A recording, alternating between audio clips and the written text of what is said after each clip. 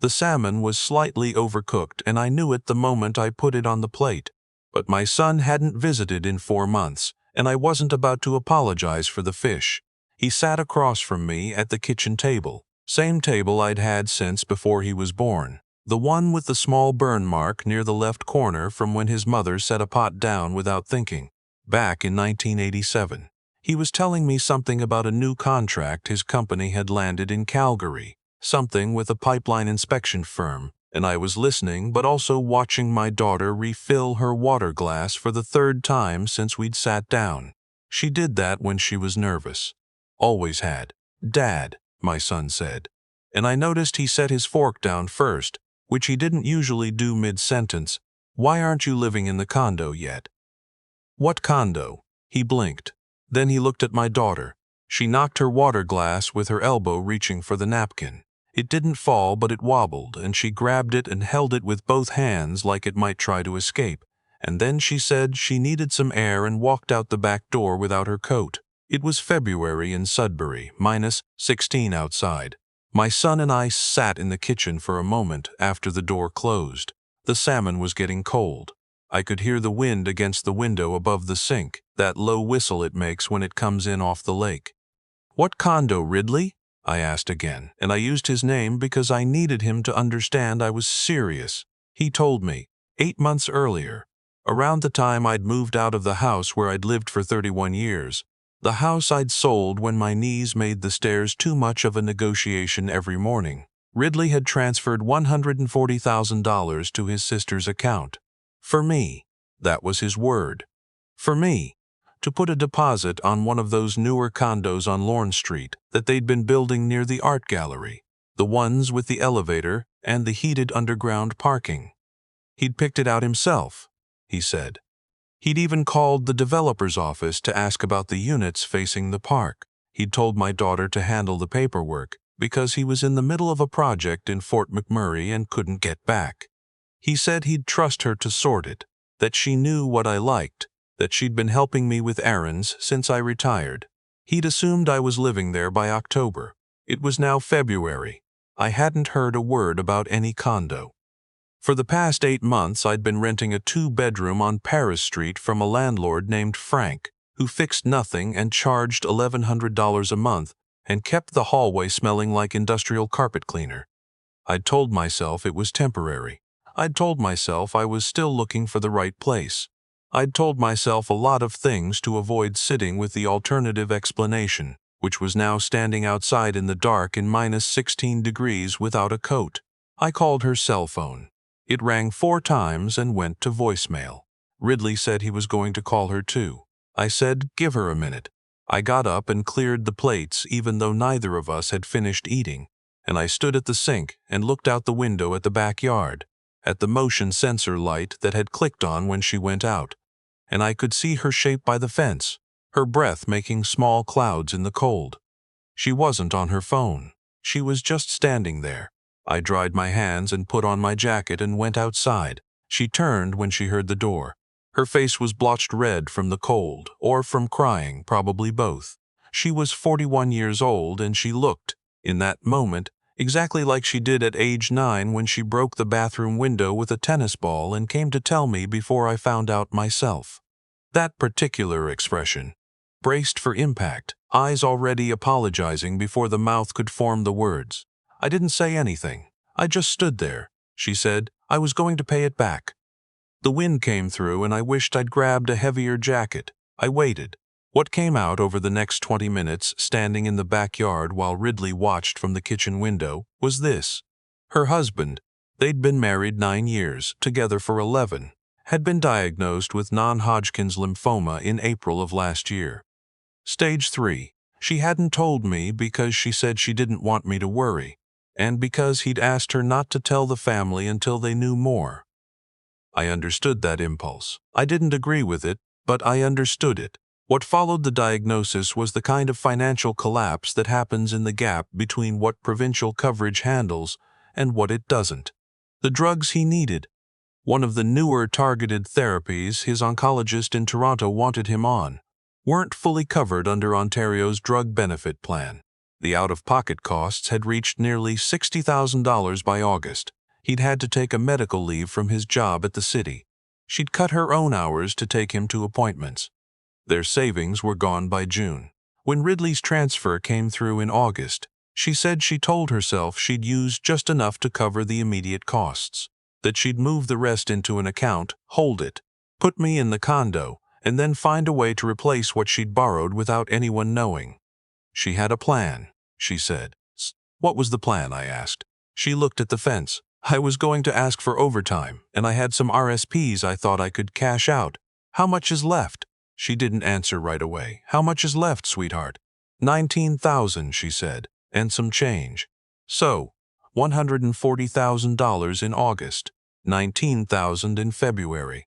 In 6 months, $120,000 had gone to medication costs, to parking fees at Princess Margaret, to a month of private nursing, when the treatment made him too weak to be alone, to the everyday mathematics of a family in crisis that nobody was supposed to see. I stood there for a while after she stopped talking. The motion light clicked off because neither of us had moved enough to trigger it, and we were standing in the dark. I reached over and waved my arm, and it came back on. She laughed a little. Just a small sound. I said, "Is he okay? Your husband. How is he doing now?" She wiped her face with her sleeve. "The last scan was better. They think the treatment is working." "Good," I said. "That's good." We went back inside. Ridley was sitting at the table, and he stood up when we came in, and he looked at his sister, and I could see him trying to read the situation. I told him to sit down, and I made tea, which is what my wife used to do whenever something needed to be talked through, and I figured I'd inherited the instinct. I told Ridley what his sister had told me, all of it, while she sat with her hands wrapped around her mug and didn't look up. When I finished, Ridley was quiet for a long time. Then he said, "You could have called me," she said. "I know. I would have sent more. I would have helped. You didn't have to." "I know," she said again, and her voice cracked on the second word, and he stopped. There was a particular kind of pain in that room that I recognized.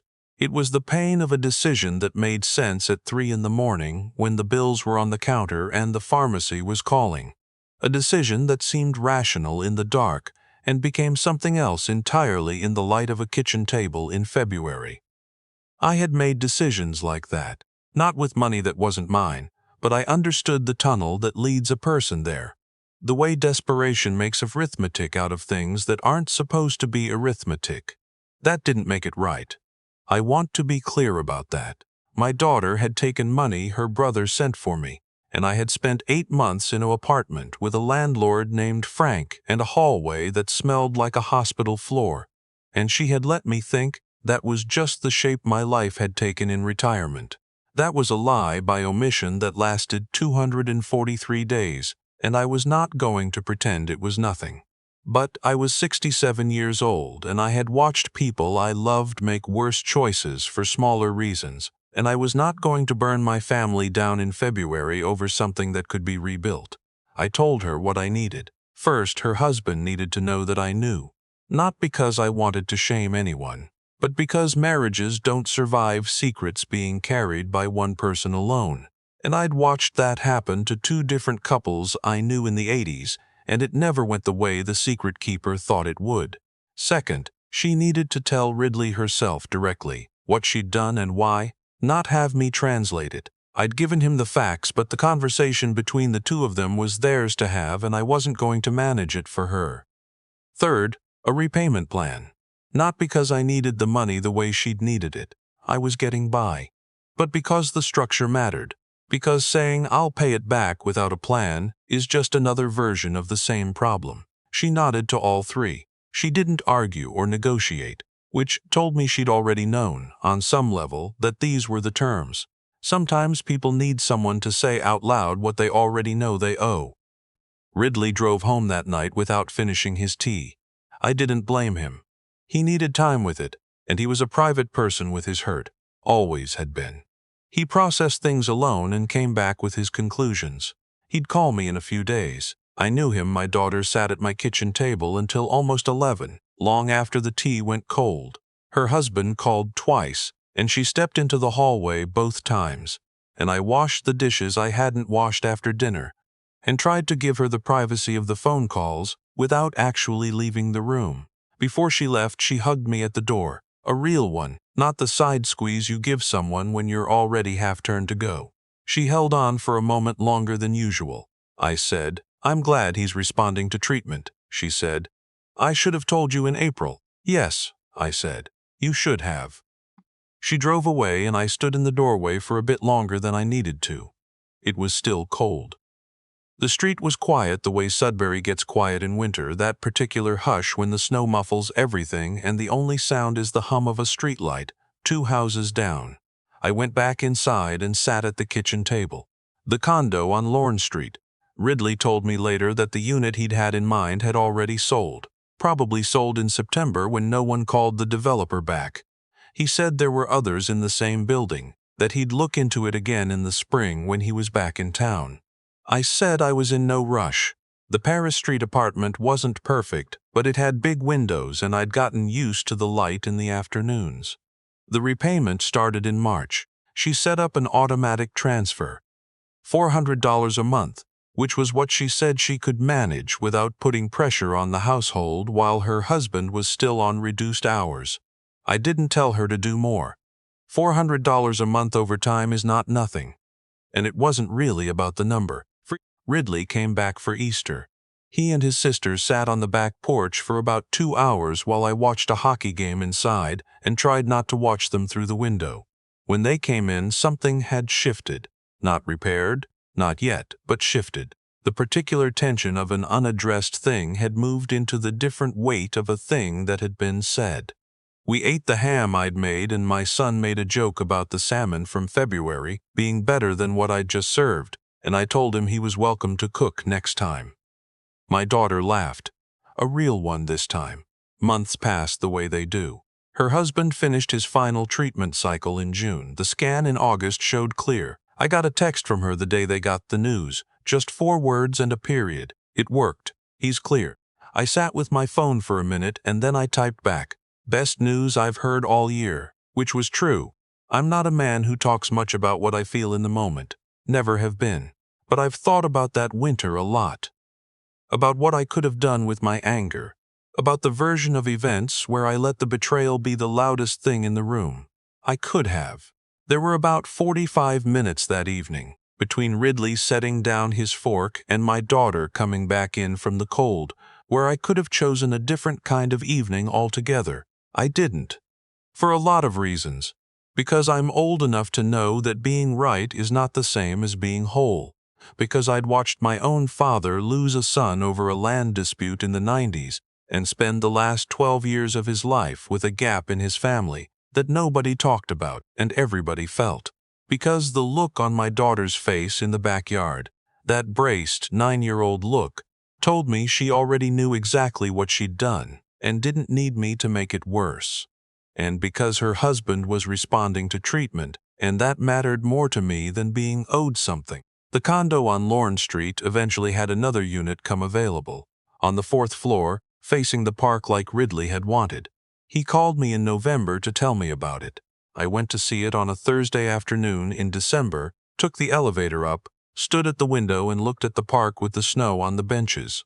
It was a good view. I told the developer I'd think about it. I haven't decided yet. The Paris Street apartment has those windows, and Frank finally fixed the hallway.